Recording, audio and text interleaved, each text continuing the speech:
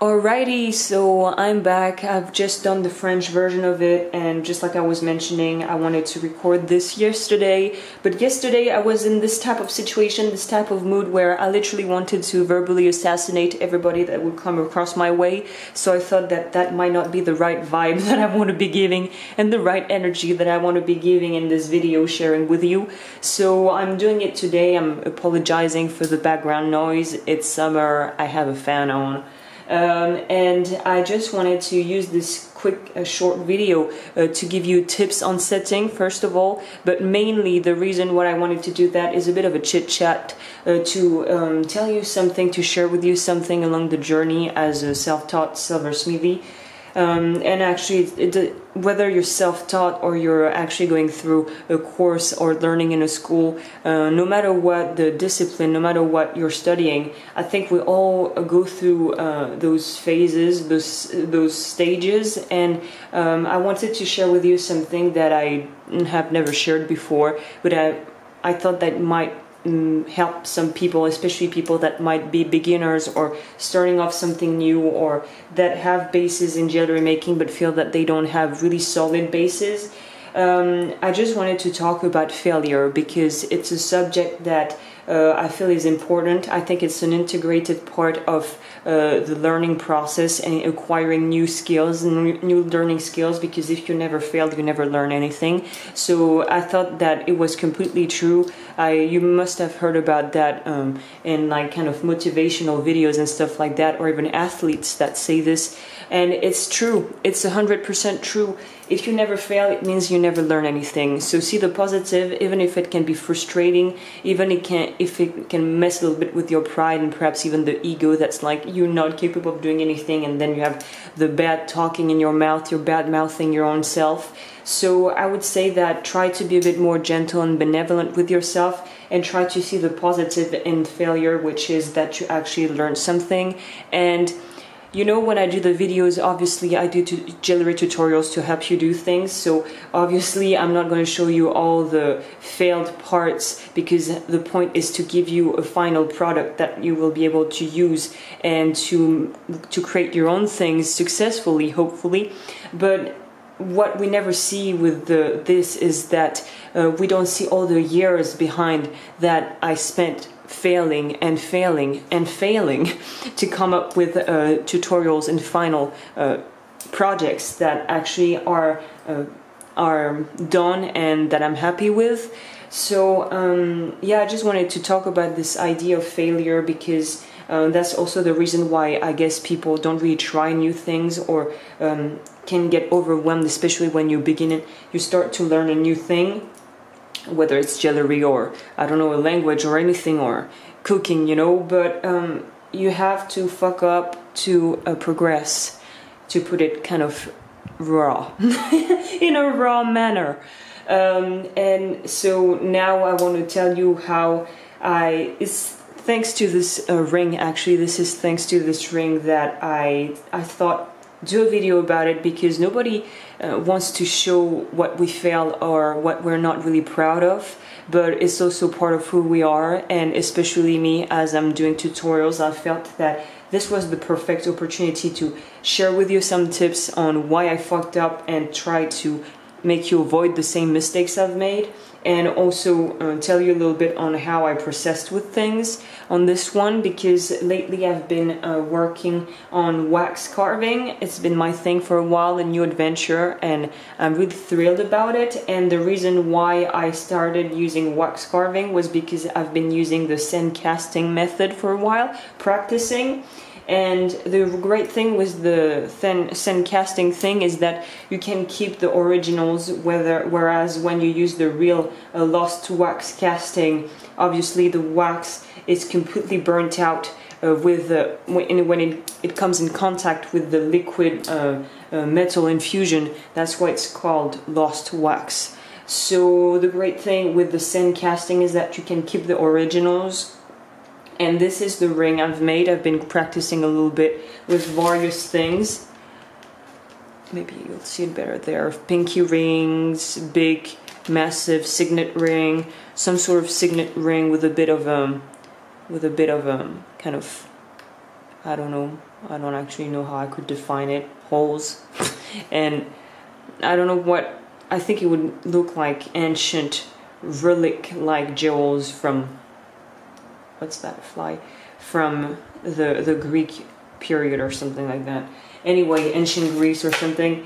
And the point being that I've been practicing a lot, and to do this ring I actually made 2 failed attempts before being able to cast the final version, and it's not even really like perfectly casted, but I was like, I'm not looking for perfection. This is also a little hint for you, because I was a hardcore perfectionist some years back, and I realized that being a perfectionist doesn't bring you anything. And I would say on the opposite, it's rather quite the opposite. Being a perfectionist is what kills your joy and your will and your drive to do anything, because that's only my opinion, but I think perfection is not meant to be reached because it's unreachable.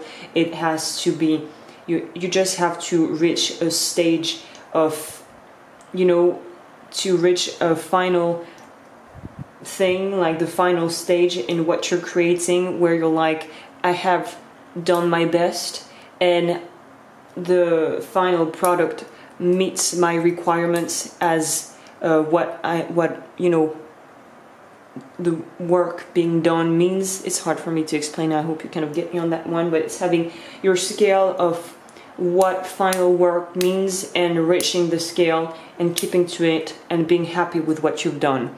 So on this one I wasn't looking for perfection, and that's why I did leave some imperfections, and I could have redone it because you see the holes there, it kind of melted away, but I was like, no, I'm gonna keep it that way, just like the top. I could have filed it a little bit better, but I didn't want to, because I was like, that's part of this ring, and its own imperfections is what defines it, so I'm not gonna touch it too much. And talking about the failures on this one and the tips that you might be interested in, especially if you want to set stones and bigger stones. So for the gypsy setting, I don't know, what's the flush setting. So for this one, the first was okay. As you can see, there's the stone is not popping out too much, but it's not inside too much, so it's pretty cool. So I was fine with the first version, but when I tried to set the second, oh boy, because the problem with the bigger stones, I never had worked with bigger stones like that. Those are 4 millimeters topaz, and the problem with this is that the metal is so thick that I could not drill a hole that would go all the way through. And if this happens when you drill the hole prior to putting the stone in it, if you drill it you go too deep inside, the problem is that when you put the stone, not only can you not take it out, but it will be way too, you will see that it's way too inside.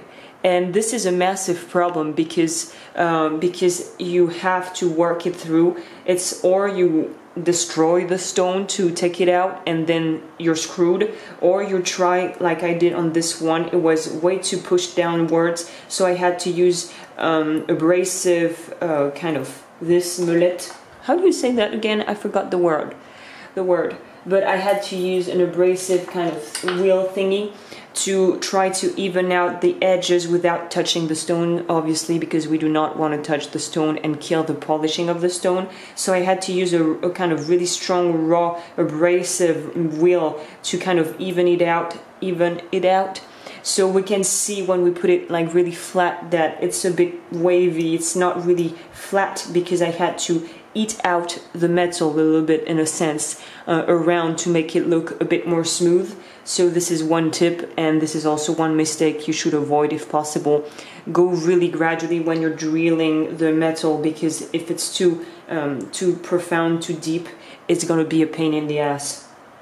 The other thing that I screwed up was there, as you might not notice it, but I see it now when I wear it, and the ring is like singing in my ear, please set me, the work is not finished, because I fucked up. So with those settings like this, like it's never forgiven that you're gonna succeed. And even though I've been doing this for a while, I fucked up, so I broke 2 stones. Obviously they weren't really pricey, luckily for me, and what I got from this is that get good calibrated stones. I'm gonna repeat that again, get good calibrated stones that are machine cut. Let's take the advantage of being in a really more advanced technologically world, like technological advanced world, and use laser cut stones if you can, because it will be way easier. The reason why I struggled a lot was because those were hand cut, therefore they're not really precise when it comes to the diameter, and what we want for those type of settings especially is precision, is the key word there. So I fucked up the first one. I was like, okay, I'm gonna substitute it. Maybe it's just a lucky mistake, and I'm gonna put topaz, like a pink one, a dyed one. And then I fucked up the other one and I broke it, and I was like, no, I want this to have some sort of coherence. It has to be a topaz to match. So I'm just waiting. I'm gonna have to order one more and stay with my not finished ring, not quite finished ring. But this is another tip I would give you, is get good quality stones and check out the Moss scale, because you need to know the hardness of the stone, because I broke it because I'm a bull. Like sometimes I go a bit too hard, and yeah, and I made a mess. So I wanted to share this with you, because if you happen to be doing jewelry and you're like, why do I screw up, and people only show what they, their finished work and it looks awesome, they failed too. They probably failed, but didn't talk about it. And so yeah, I just wanted to share with you this. And in the end, you know what, I'm glad that I failed so much, because now I can wear this one and be like, it has its own kind of history in a way. And I like this idea too, that jewelry have their own history when it comes to the creation, their creation. So yeah, I think I've said everything I wanted to tell you about tips and my little insights on failure. And also sharing, you might not need this, but in case you do, here it is. I think there are metal versions available that are actually better, because plastic breaks in jewelry. We all know. All people working with metal know that plastic stuff doesn't do a good match with jewelry making, but those are good because you have the inches on one side and the centimeters, actually millimeters, on the other one, and you have the gauge. So it's really easier when you have like things, especially round wire, and you don't really know the gauge. This will help you out. Okay, well, I think I've said everything I wanted in this video, and I'll see you around. Bye.